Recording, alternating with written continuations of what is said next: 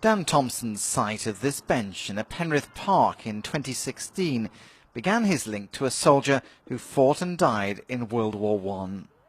On the front is a small plaque bearing the name of William Gibson Clarke. Dan, who was visiting from Kent, wanted to discover the story behind it.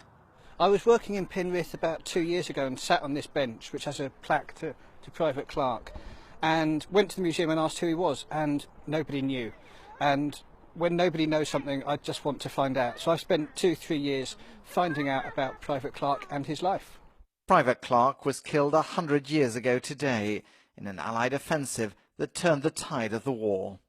Private Clarke was a soldier who went out to Canada, lived in Canada, served with the Canadian forces, and his family were living in Penrith when he was killed 100 years ago today at the Battle of Amiens.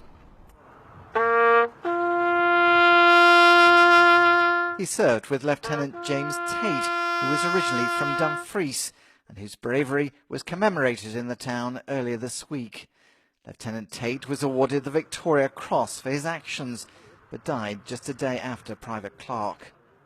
Dan has written a book about his discoveries, and today he's been sitting on the bench to pay his own personal tribute, even though he lives nearly 6 hours away in Margate.